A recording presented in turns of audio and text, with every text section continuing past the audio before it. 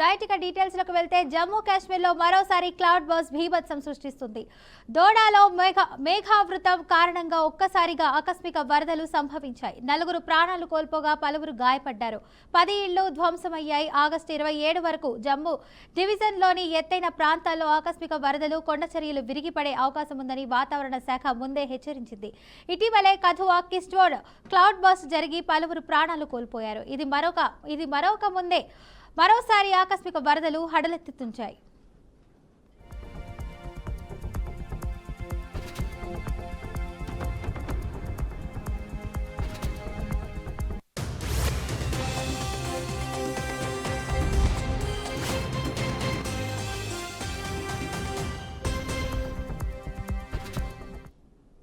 కథువా, సాంబా, దోడా, జంబూ, రంబాస్, కిష్ట్వాడ్ జిల్లాలలో సహా జమ్మూ ప్రాంతంలోని అనేక ప్రాంతాల్లో భారీ నుంచి అతి భారీ వర్షాలు కురుస్తాయని వాతావరణ శాఖ హెచ్చరించిన నేపథ్యంలో ఈ క్లౌడ్ బర్స్ట్ జరిగింది. ప్రతికూల వాతావరణ దృష్ట్యా జమ్మూ డివిజన్ అంతటా అన్ని ప్రభుత్వ, ప్రైవేట్ పాఠశాలలు మూసివేశారు.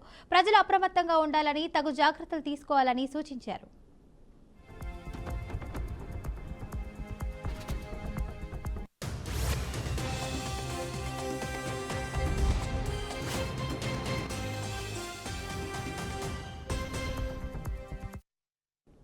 కొండ చర్యలు విరిగిపడటం, రాళ్లు విరిగిపడటం వంటి కారణాలతో ముందు జాగ్రత్త చర్యగా జమ్మూ శ్రీనగర్ జాతీయ రహదారిపై రాకపోకలు నిలిపివేశారు.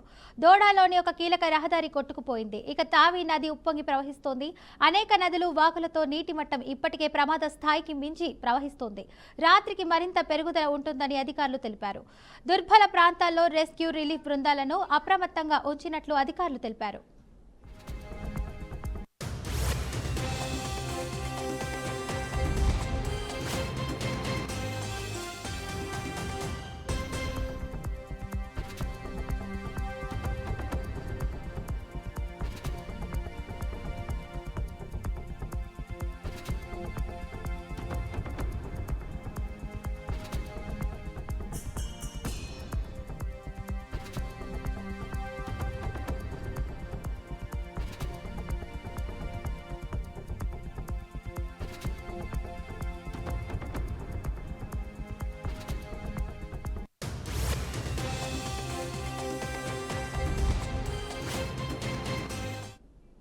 బ్రేకింగ్ న్యూస్ అయితే చూస్తున్నాం. జమ్మూ కాశ్మీర్ లో మరోసారి క్లౌడ్ బర్స్ట్ భీభత్సం సృష్టిస్తుంది.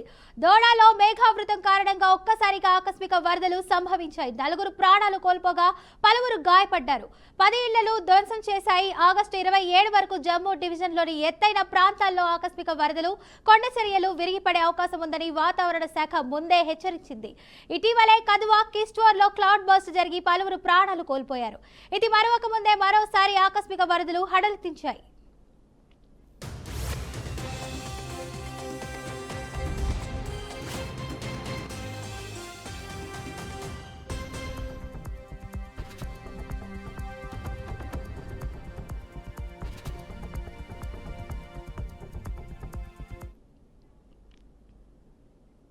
హిమాచల్ ప్రదేశ్ పై మళ్లీ ప్రకృతి తన ప్రకోపాన్ని చూపించింది. తీవ్రస్థాయి వర్షాల వల్ల కొండచర్యలు విరిగిపడ్డాయి. భారీ వరదల వల్ల కిరాట్పూర్ మనాలి జాతీయ హైవేపై నష్టం జరిగింది. దీంతో మండి, మనాలిలో ట్రాఫిక్ పూర్తిగా స్తంభించిపోయింది. 2 రోజులుగా కురుస్తున్న వర్షాల వల్ల బియాస్ నది ఉప్పొంగుతుంది. దాని ఉప నదులు కూడా ఉధృతంగా ప్రవహిస్తున్నాయి. అనేక ప్రాంతాల్లో ఎమర్జెన్సీ చర్యలు చేపడుతున్నారు. జాతీయ రహదారి పలు ప్రదేశాల్లో బ్లాక్ అయింది.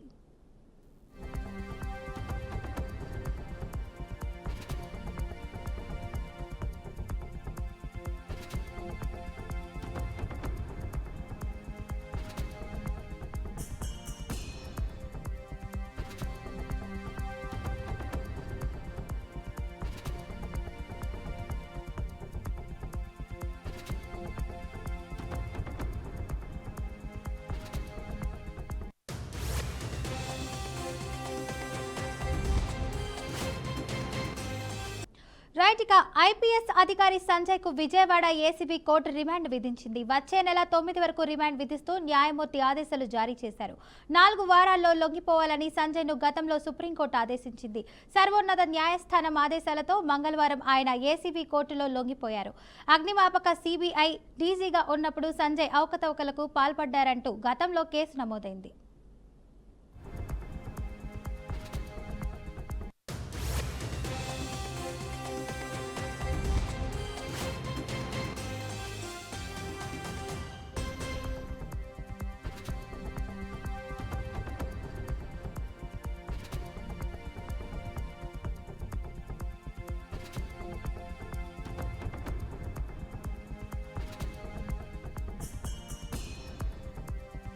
తెలంగాణ హైకోర్టులో వాన్పిక్ సంస్థకు చుక్కెదురైంది. ఏపీ మాజీ సీఎం జగన్ అక్రమ ఆస్తుల కేసులో దాఖలైన సిబిఐ ఛార్జ్ షీటుతో తమ పేరును తొలగించాలని కోరుతూ వాన్పిక్ సంస్థపై కోర్టులో పిటిషన్ వేసింది. ఈ పిటిషన్పై విచారణ చేపట్టిన కోర్టు ఛార్జ్ షీట్ నుంచి తొలగించడం కుదరదని తెలిపింది.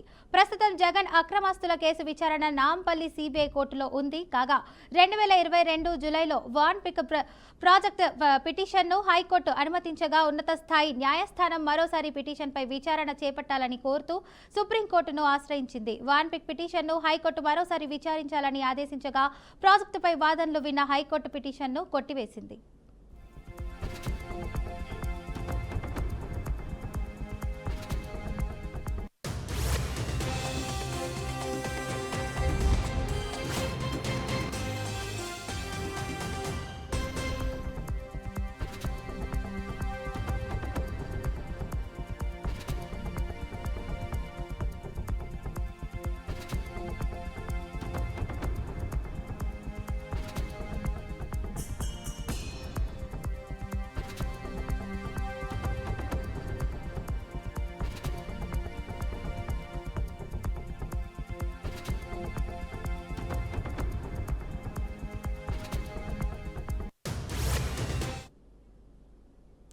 దివ్యాంగుల పెన్షన్ల రీవెరిఫికేషన్ పేరుతో రాష్ట్రంలోని కూటమి ప్రభుత్వం అర్హులైన లబ్ధిదారులను వేధిస్తోందని ఏపీసీసీ అధ్యక్షురాలు వైఎస్ షర్మిల తీవ్ర స్థాయిలో విమర్శించారు.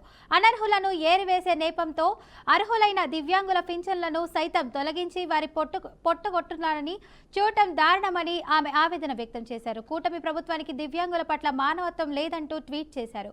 బోనస్ పెన్షన్లను గుర్తించి దొంగ సర్టిఫికెట్లతో లబ్ధి పొందుతున్న వారిని ఏరివేయడాన్ని కాంగ్రెస్ పార్టీ స్వాగతిస్తుందన్నారు. అలాంటి సర్టిఫికెట్లు ఇచ్చిన వైద్యులపై కూడా కఠిన చర్యలు తీసుకోవాల్సిందే, కానీ ఆ ప్రక్రియ పారదర్శకంగా ఉండాలని చెప్పారు. రీవెరిఫికేషన్ పేరుతో ఏళ్ల తరబడి పెన్షన్ మీద ఆధారపడి జీవిస్తున్న నిజమైన వికలాంగులను ఇబ్బందులకు గురి చేయడం సరికాదు అని అన్నారు.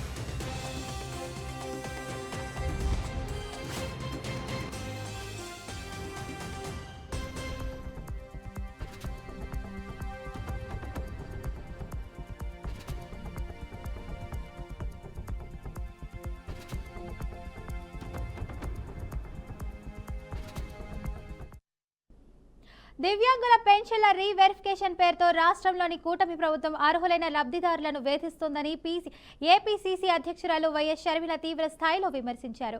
అనర్హులను ఏరివేసి నేపంతో అర్హులైన దివ్యాంగుల పింఛన్లను సైతం తొలగించి వారి పొట్ట కొట్టాలని చూడటం దారుణమని ఆమె ఆవేదన వ్యక్తం చేశారు. కూటమి ప్రభుత్వానికి దివ్యాంగుల పట్ల మానవత్వం లేదంటూ ట్వీట్ చేశారు. బోనస్ పెన్షన్లను గుర్తించి దొంగ సర్టిఫికెట్లు లబ్ధి పొందుతున్న వారిని ఏరివేయడాన్ని కాంగ్రెస్ పార్టీ స్వాగతిస్తుందన్నారు.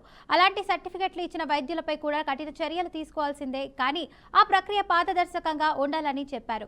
రీవెరిఫికేషన్ పేర్లతో ఏళ్ల తరబడి పెన్షన్ మీద ఆధారపడి జీవిస్తున్న నిజమైన వికలాంగులను ఇబ్బందులకు గురిచేయడం సరికాదు అని అన్నారు.